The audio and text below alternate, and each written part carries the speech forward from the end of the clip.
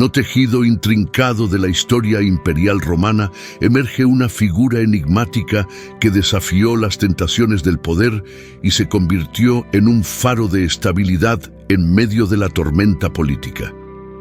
La crónica de Tiberio Claudio Pompeyano, un general cuya negativa a aceptar la corona imperial resonó en los pasillos del tiempo, se convierte en un relato fascinante que trasciende las páginas de los anales romanos. Desde sus humildes orígenes hasta su retirada en las sombras, Pompeyano tejó su propia narrativa de resistencia, sabiduría y la búsqueda incansable de la estabilidad en una época de intriga y cambio. Adentrémonos en la vida de este general renuente, explorando los momentos cruciales que forjaron su legado y lo convirtieron en un testigo silencioso de la turbulenta danza del poder en la antigua Roma. ¿Por qué este general rechazó ser emperador no una sino 3 veces? Para aquellos que no lo sepan, estamos hablando del general Tiberio Claudio Pompeyano, quien era yerno y uno de los consejeros más cercanos del emperador Marco Aurelio.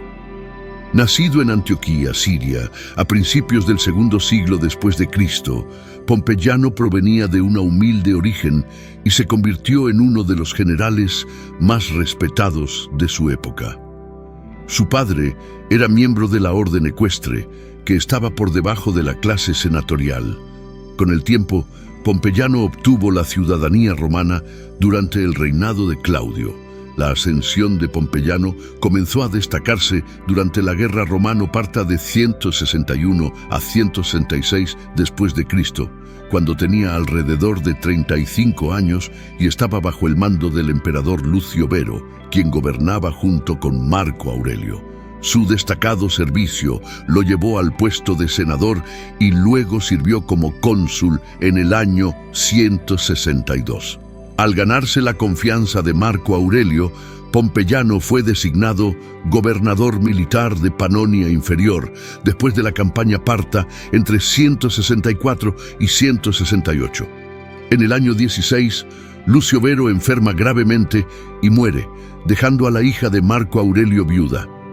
Ella se llamaba Lucila y quizás la recuerdes de la película Gladiador, ya que era la hija del emperador y aún muy joven, con solo 21 años.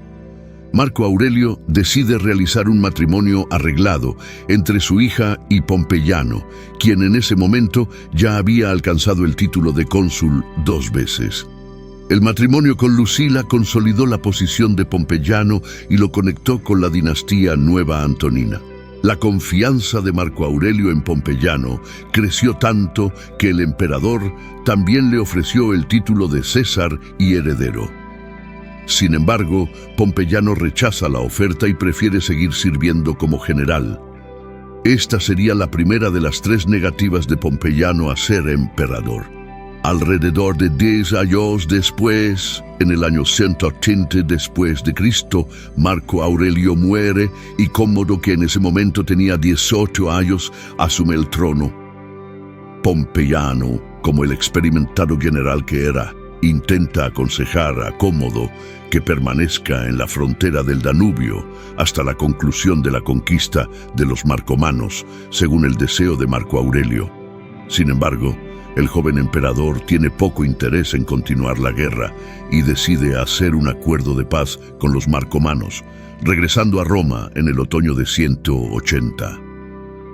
2 años después, en el año 192, Cómodo enfrenta una conspiración liderada por su hermana Lucila.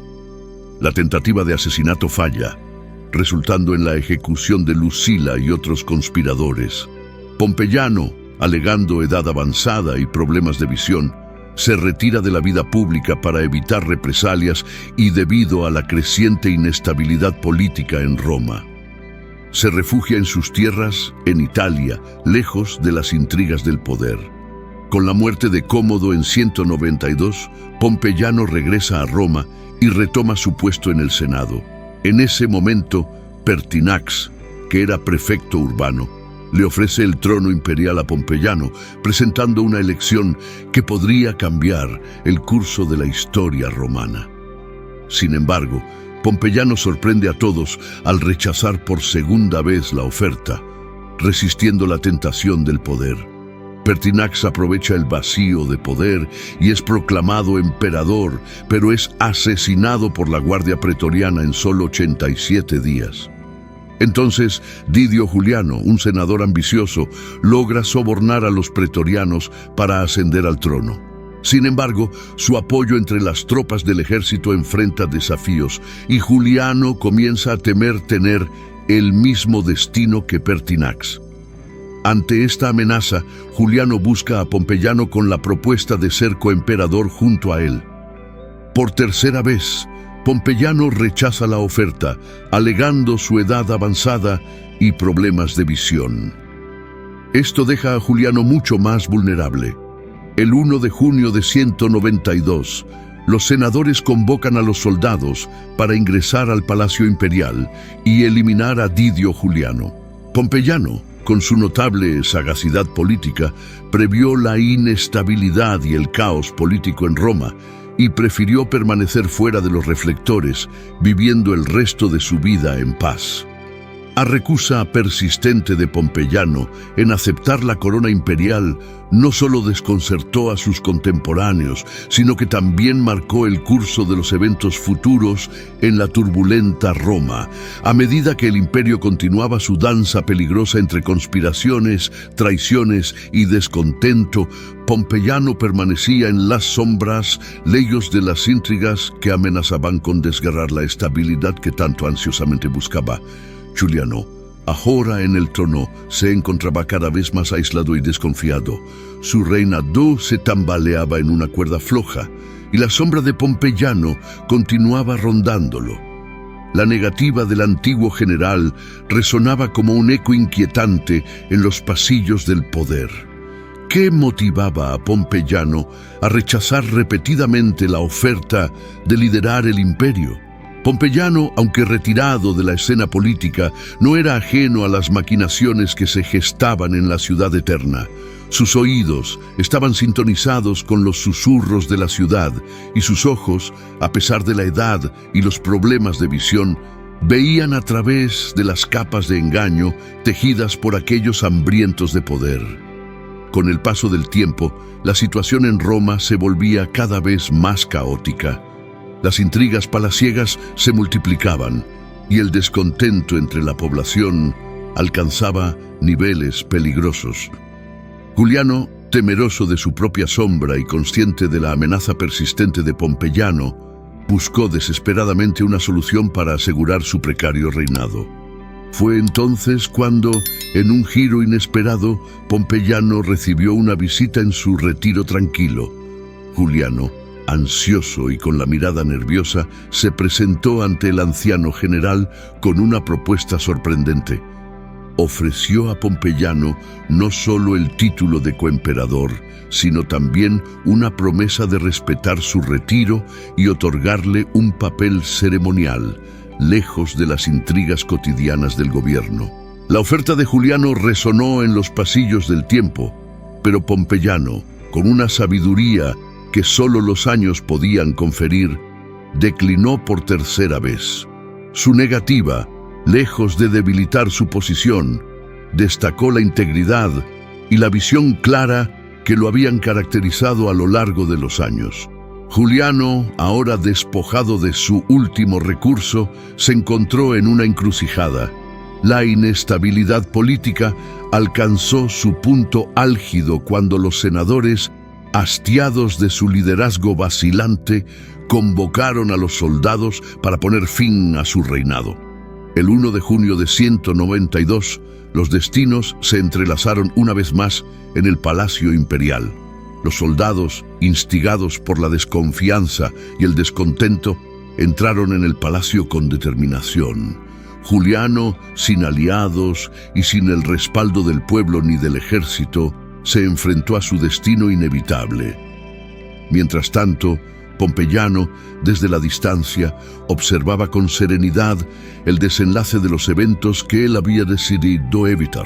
La historia de Pompeyano, el general que rechazó 3 veces la corona imperial, se convirtió en un relato legendario en los anales de Roma.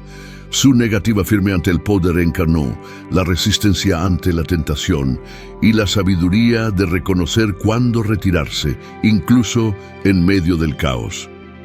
Aunque su vida posterior transcurrió en la tranquilidad de su retiro, su legado perduró como un recordatorio de que, a veces, el verdadero poder reside en la capacidad de decir no cuando el destino llama a la puerta.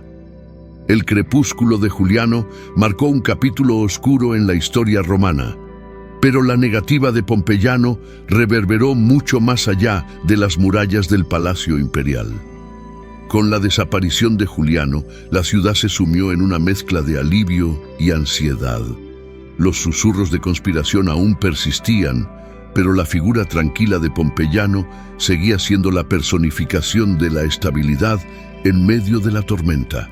A medida que el rumor de la muerte de Juliano se extendía por la ciudad, los senadores, agradecidos por la resistencia de Pompeyano ante el poder desenfrenado, se acercaron a él con gratitud y respeto.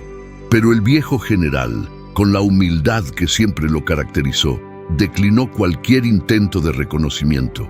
Su retiro pacífico se mantuvo intacto, y Pompeyano se convirtió en una especie de oráculo silencioso, al que los líderes buscaban para recibir consejo en tiempos de incertidumbre.